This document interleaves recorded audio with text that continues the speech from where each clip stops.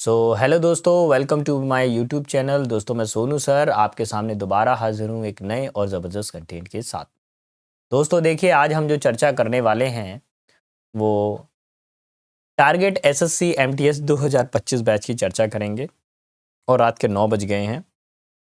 मैं आपको एक चीज़ बता दूं, मेरी जो सीरीज़ है ये लास्ट 43 डेज से कंटिन्यू है। आज और सेट नंबर आज हम 44 लगाने जा रहे हैं, जो कि आपके सामने है। आपको कुछ चीज़ और याद दिला दूं मैं। देखिए, मैं अपनी क्लास के अंदर फालतू बकवास इधर उधर की नहीं करता हूं। मैं सीधा क्वेश्चन और उसके आंसर पे चर्चा करता हूं। जिन बच्चों का ग्रामर पूरा कंप्लीट कर लिया है उनके लिए ये क्लास जो है बिल्कुल एक रिवीजन क्लास की तौर पे काम आने वाली है और बहुत ही ज़बरदस्त क्लास होने वाली है। देखिए, जो चीज़ें आपको बड़ी बड़ी क्लासेस पेड देती हैं, हम आपसे कोई चार्ज नहीं ले रहे हैं। हम उस पेड क्लास को बिल्कुल फ्री आपको कर कर दे रहे हैं।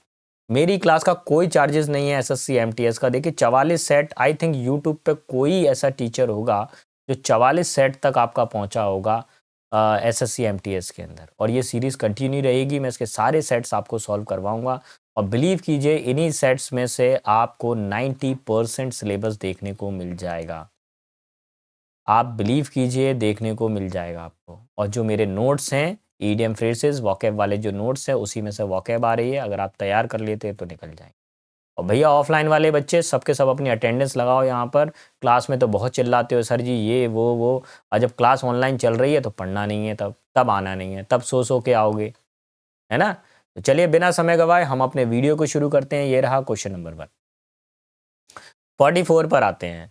Well, while I was teaching the elder one, जब मैं बड़े वाले को पढ़ा रहा था, the younger one take an opportunity and run away, और छोटे वाले ने मौका का लाभ उठाया और भाग गया वो। तो अब यहाँ पर आपको इसका प्रॉपर देखना पड़ेगा कि कौन सा स्टेटमेंट में क्या दिया गया स्टेटमेंट हमारे लिए सही है या गलत है। तो देखिए, अगर आप देखें, यहाँ पास्ट टेंस चल रहा है, यहाँ पे क्या चल रहा है, प्रेजेंट टेंस चल रहा है। मैंने वाइल वाले स्ट्रक्चर में आपको क्या बताया था, क्या बोला था कि दोनों साइड पर पास्ट टेंस होना चाहिए। अब वाइल के साथ में अगर आपने यहाँ पे वर्ब की फोर्थ फॉर्म यूज कर रखी है, जैसे कि यहाँ वाज वर्ब के साथ में फोर्थ फॉर्म आ रही है, तो जो कॉमा है, कॉमा के सेकंड साइड पे यहाँ पे सेकंड फॉर्म आनी चाहिए। तो बस शुरू हो जाइए, सेकंड फॉर्म ढूंढना चालू करेंगे। यहाँ पे हैज आ रहा है, नहीं होना चाहिए। यहाँ पे विल आ रहा है, ये भी नहीं होना चाहिए। यहाँ पे देखिए, टुक आ रहा है, वर्ब की सेकंड फॉर्म है और पूरा कंस्ट्रक्शन मैच हो रहा है। सर, वाइल आ रहा है, वाज वर्ब के साथ में फोर्थ फॉर्म आ रही है, ओके, बीच में कॉमा आ रहा है, ठीक है सर, और वर्ब की सेकंड फॉर्म आनी चाहिए थी। तो यहाँ पे सेकंड फॉर्म क्या हो जाएगी, टुक हो जाएगी। और मेरा जो आंसर लगेगा ऑप्शन नंबर 1। फॉर्मूले को ज़रूर नोट कर लीजिएगा, गारंटेड आ ही रहा है। अभी ये मैं चेक कर रहा हूँ, 44 सेट हो गए। 44 सेट में से करीब वाइल वाला जो स्ट्रक्चर है करीब 7-8 बार तो रिपीट हो गया होगा। क्वेश्चन नंबर 2 पर आते हैं। 2 क्या कह रहा है, आपको इनमें एक वर्ड भरना है। एक वर्ड इसमें आना चाहिए, एक वर्ड इसमें आना चाहिए, और मैच करके बता। I was trying to find a pen to sign a form. मैं एक पेन को ढूंढ रहा हूँ। देखिए, टू के साथ में हमेशा वर्ब की फर्स्ट फॉर्म आती है। देखो, यहाँ पे फाइंड में ईडी लगा है, तो ये तो शायद आई थिंक सेकंड या थर्ड फॉर्म हो सकती है। इसमें भी ईडी लगा है, ये सेकंड या थर्ड फॉर्म हो सकती है। इनको साइड कर दीजिए। तो यहाँ पे एक बात क्लियर हो गई कि पहली वर्ब क्या आएगी, फाइंड आएगी। यहाँ पर फाइंड, फाइन आएगी, फाइंड नहीं, find. Find a pen, find a pen to sign a form as my brother had been के बाद में थर्ड फॉर्म आनी चाहिए। Find ₹500 for breaking the traffic rules. मैं पेन को ढूंढने, मैं साइन करने के लिए पेन को ढूंढ रहा हूँ। फॉर्म को साइन करने के लिए पेन को ढूंढ रहा था, जब मेरे भाई ने क्या किया था, ₹500 का ट्रैफिक रूल नियम को तोड़ा और उसको फाइन किया गया। तो ये हो जाएगा ऑप्शन नंबर 1।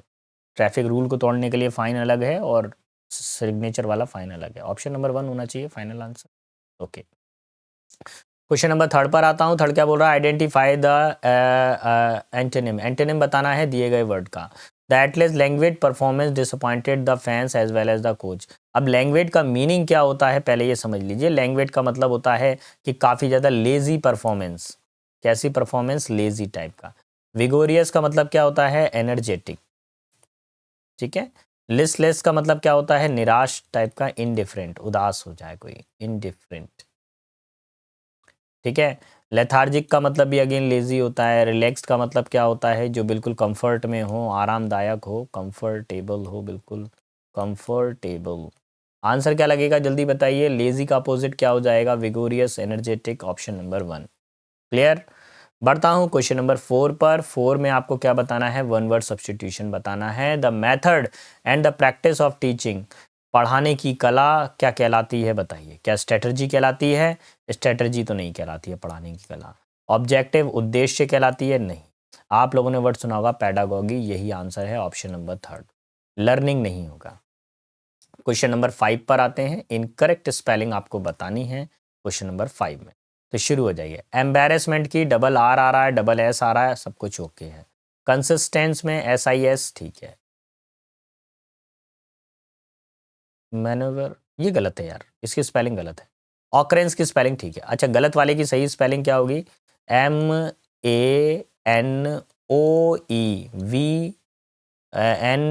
NANOV नहीं, यहाँ पे आएगा यू फिर VER, ये हो जाएगी मैन्योवर की spelling. Option number 3 will be final answer.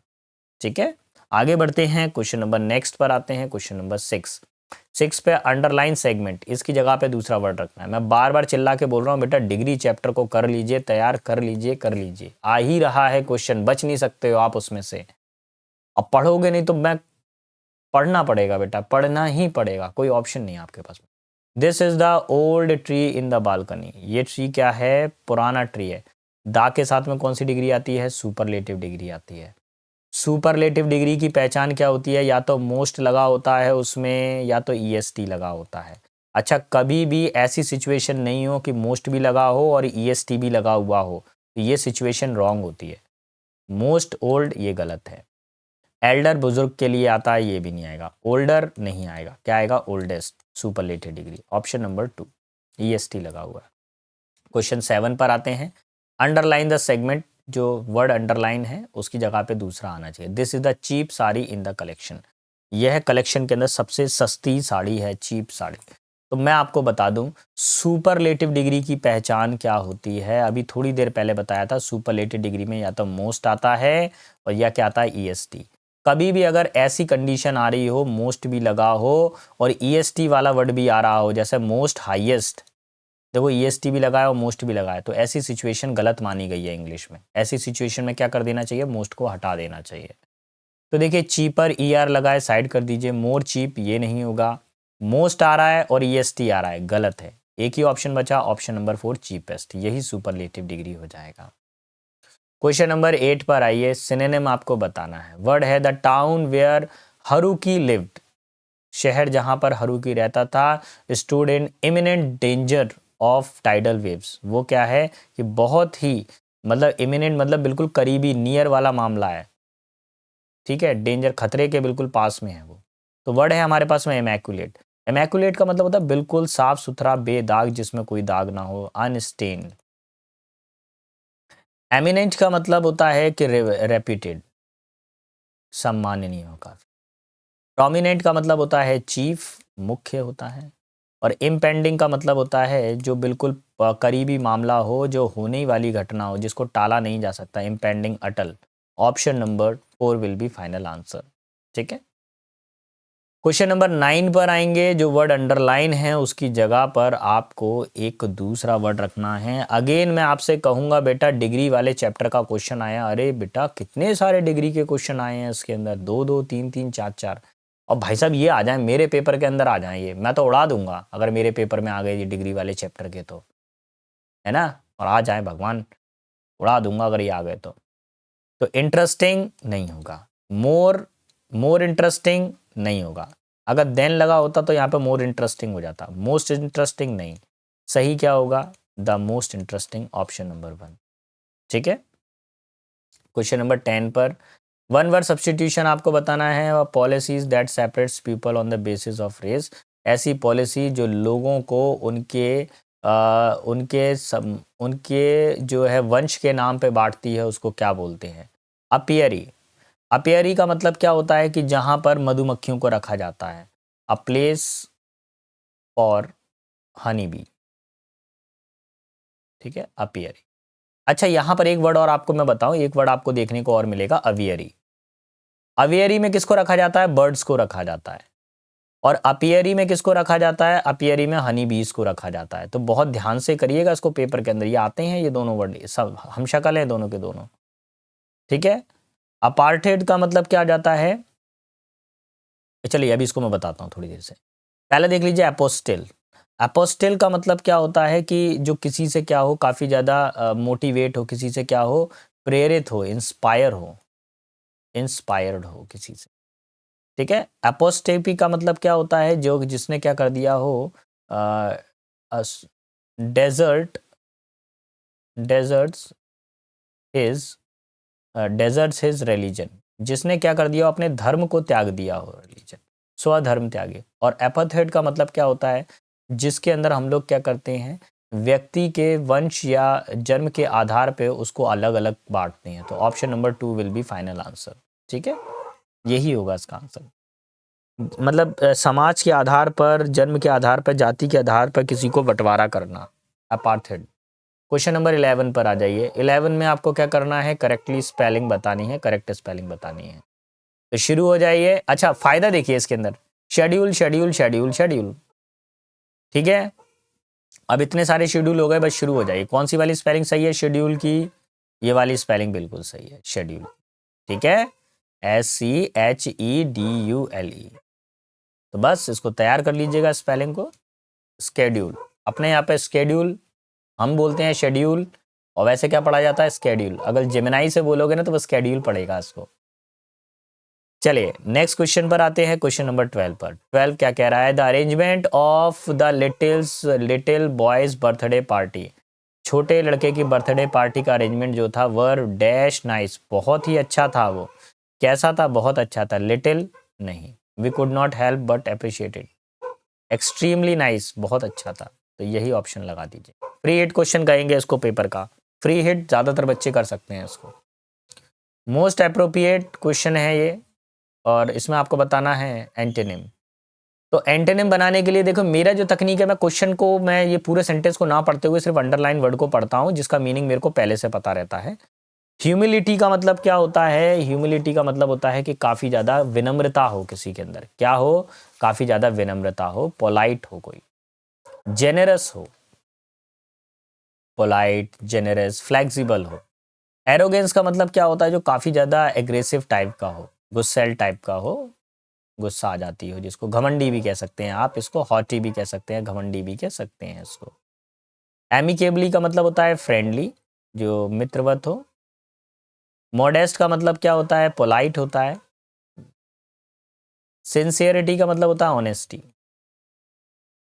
क्या आंसर लगाओगे बताओ? एक व्यक्ति काफ़ी ज़्यादा पोलाइट है, तो दूसरा बच्चा कैसा है? घमंडी है, एरोगेंस है। ऑप्शन नंबर 1 एंटोनिम बताना था। क्वेश्चन नंबर 14 पर आएंगे। जो अंडरलाइन वर्ड है उसकी जगह पर आपको दूसरा वर्ड लिखना पड़ेगा। The house seemed much far than she expected. Then आ गया ना, तो कंपैरेटिव डिग्री आएगा 100%। और कंपैरेटिव डिग्री की क्या पहचान होती है?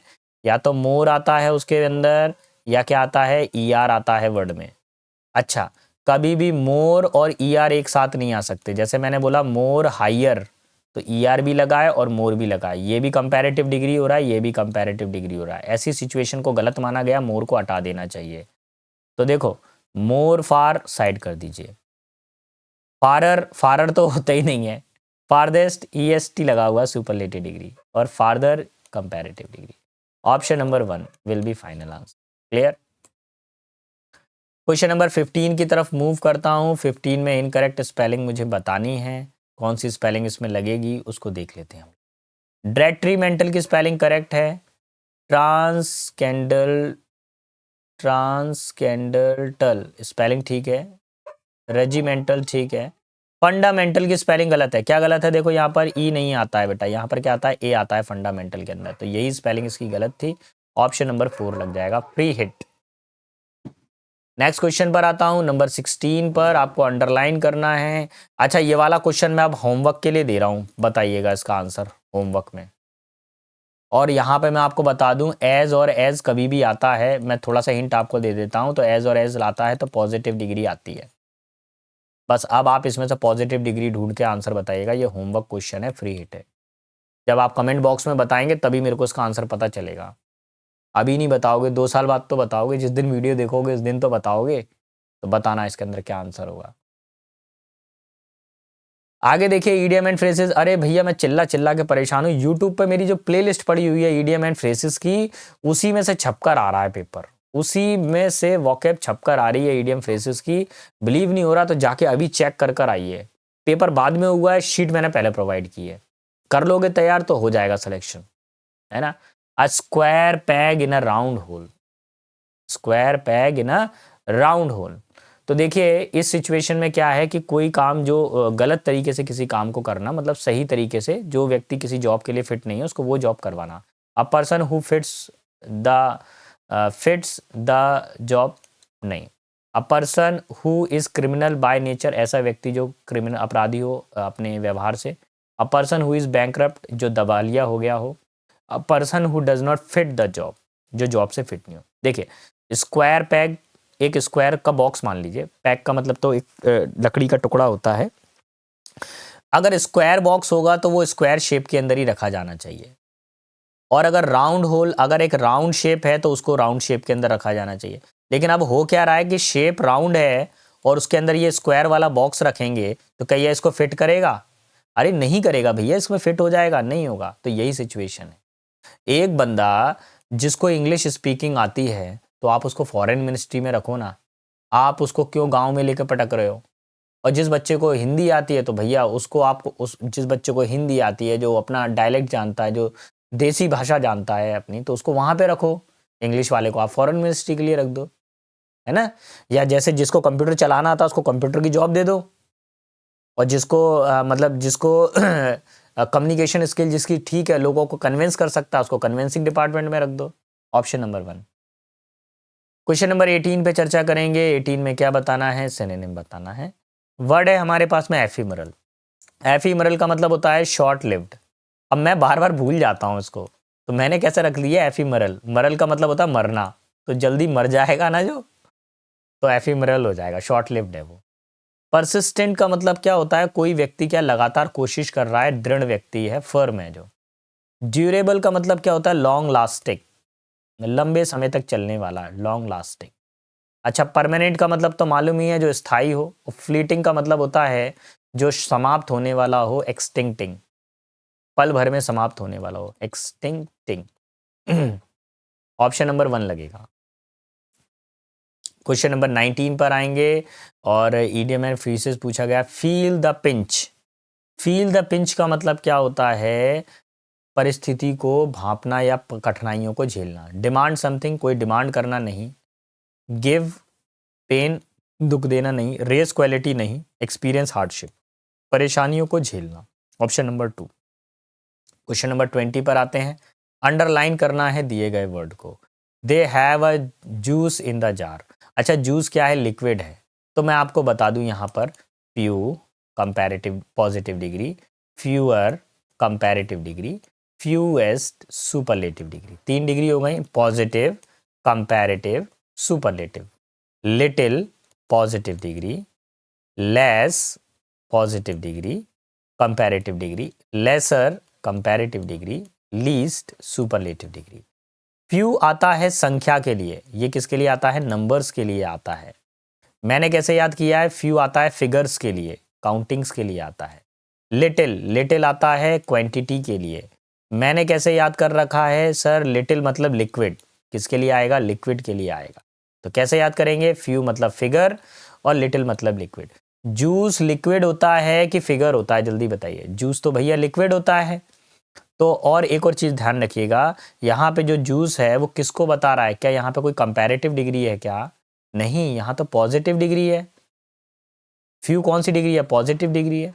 तो हमको यहाँ पे पॉजिटिव डिग्री ही रखनी पड़ेगी। लेसर कंपैरेटिव डिग्री है, फ्यूअर कंपैरेटिव डिग्री है, लीस्ट सुपरलेटिव डिग्री है, और लिटिल जो है हमारे पास में पॉजिटिव डिग्री है। देखिए अगर आपको मेरी ये ट्रिक समझ में आई हो, फ्यू फिगर वाली और लिटिल लिक्विड वाली, तो प्लीज़ मेरे चैनल को लाइक शेयर सब्सक्राइब ज़रूर करिएगा।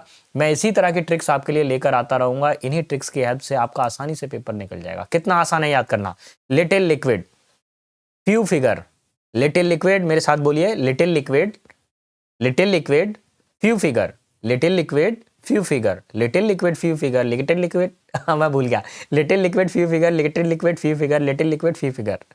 ठीक है, ऑप्शन नंबर 4। चलिए आगे की तरफ बढ़ते हैं। There lived a town in Russia, there lived in a town Russia a boot maker name Martin. Martin नाम का एक बूट मेकर था, जूते बनाने वाला, रशिया में रहता था। And he lived in a small room, छोटे से रूम में रहता था। Half शंक the level of the street, और ये क्या था, जो शहर के बीचों बीच, शहर के क्षेत्र में था, शहरी क्षेत्र से थोड़ा सा नीचे को था, तो बिलो द लेवल। तो ऑप्शन नंबर 2 लगेगा। एमाइडेस्ट नहीं होगा, बियॉन्ड के परे होता है, इनसाइड के अंदर होता है, नहीं, बिलो द लेवल होता है। लेवल से कोई भी चीज कम या ज्यादा होती है। With one window with one window which dash on the street. देखिए वो उसका जो रहने की जो जगह थी वो कुछ ऐसी थी कि मतलब शहर के अंदर घर कुछ कुछ ऊंचाई पे बने हैं, कुछ नीचे बने हुए हैं, तो वो जिस जगह पे रहता था वहां से जो एक खिड़की थी वो कहाँ खुलती थी, गली के अंदर खुलती थी।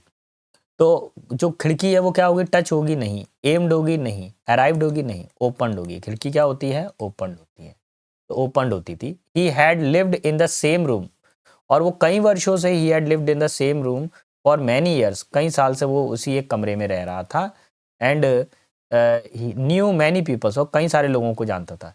There was dash a pair of boots in the town, उसके शहर में मुश्किल से ही किसी के पास, a pair of boots in the town in the country for miles, किसी के पास मुश्किल से ही बूट्स हुए करते थे, यानी पैर जूते मुश्किल से ही थे किसी के पास में, इन the town for many miles dash, miles around आएगा, माइल्स बिलो कभी नहीं होता, माइल्स राउंड नहीं होता, माइल्स अराउंड, ठीक है।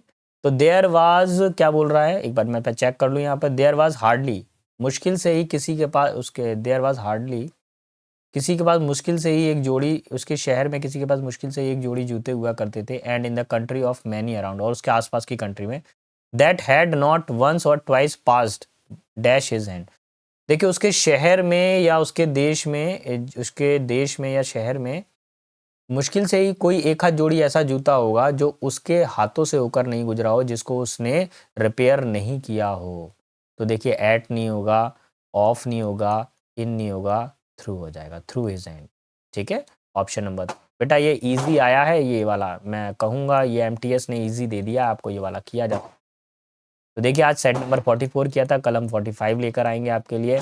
आई होप दोस्तों बेटा आपको हमारा पढ़ाना पसंद आया होगा। पढ़ाना पसंद आया हो तो प्लीज़ चैनल को लाइक शेयर सब्सक्राइब ज़रूर करिएगा। मैं सोनू सर मिलता हूँ आपसे नेक्स्ट वीडियो में कुछ इसी तरह के कंटेंट के साथ में। तब तक के लिए सारे बच्चों को बेस्ट ऑफ लक, जय हिंद, जय भारत।